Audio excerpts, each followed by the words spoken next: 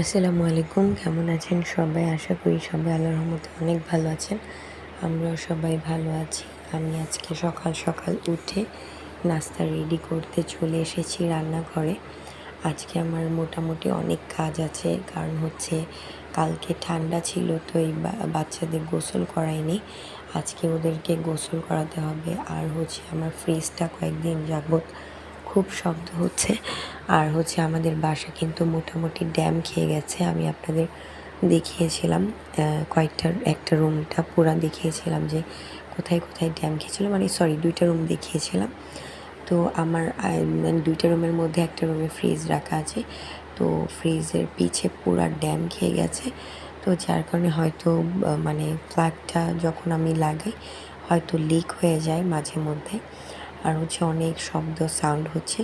তো আমারও ভয় লাগছে, কারণ আমার বাচ্চা বড়টা ফ্রিজ খুলতে পারে, আর আমাদেরও ফ্রিজ খোলা হয়।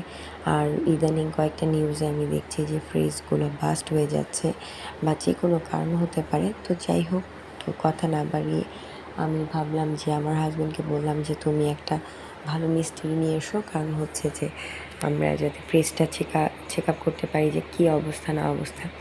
তো আমার বাড়ির পাশে একটা ওয়ালটন শোরুম আছে, ওখানে হচ্ছে গিয়েছিলাম। তো ওনারা বলছে যে সরি ম্যাডাম, আমরা আসলে ওয়ালটন ছাড়া কোনো প্রোডাক্টে মানে হাত দিব না। আপনাদের ফ্রিজ যেই কোম্পানির সেখানে গিয়ে আপনারা যোগাযোগ করেন।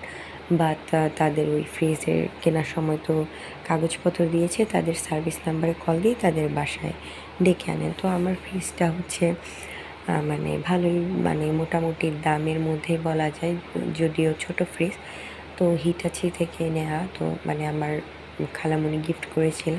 তো পরে আমি চিন্তা করলাম যে এত কষ্টের জিনিস, এত শখের জিনিস, গিফটের জিনিস এভাবে তো নষ্ট হতে দেওয়া যায় না। কয়েকদিন যাবত যেহেতু সাউন্ড হচ্ছে, সাউন্ড কমেও যাচ্ছে না, তো এটা তো আসলে রিস্ক বাসার মধ্যে।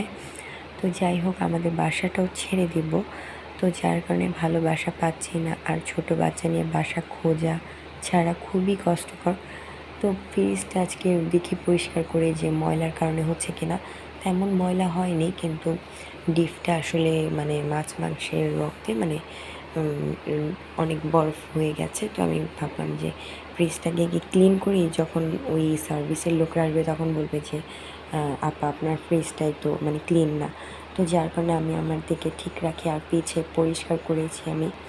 মাকড়সার জাল ছিল, সব কিছু মিলে পরিষ্কার মোছামুছি সব শেষ আমার। তো দেখলাম যে না, মানে একেবারেই ফ্রিজের অবস্থাটা মানে গরম হয়ে যাচ্ছে বেশ পরিমাণে। তো এই তো বিকালের আবহাওয়াটার অবস্থা। তারপর হচ্ছে এখন তো হুটহাট করেই বৃষ্টি চলে আসে, আর হচ্ছে বৃষ্টি পড়ছে এরকম আর কি অবস্থা। তো যাই হোক, আমার কাজকর্ম তো চলতেই থাকবে, সংসার জীবন মানে এটা। যার মাঝখান থেকে আমি আবার ভিডিও করি। তো ওর আব্বু বললো হ্যাঁ তুমি ফ্রিজটাকে ক্লিন করে ফেলো, তারপর দেখা যাবে যে আসলে কী সমস্যা হয়েছে।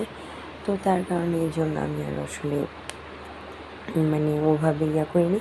আমি আসলে ফ্রিজটা ক্লিন করার পর বোঝা যাবে যে আসলে সাউন্ডটা কেন হচ্ছে, আর সার্ভিসের লোকরা আসলে বুঝতে পারবে যে আসলে সমস্যাটা কোথায়। তো যাই হোক, আপনাদের ফ্রিজেও যদি যে কোনো সমস্যা হয়, সাউন্ড হয় বা সাউন্ড না থেমে থাকে বা একদমই বেশ পরিমাণে গরম হয়ে যায়, তো আপনারা অবশ্যই এটা সার্ভিসের জন্য চেক আপ করতে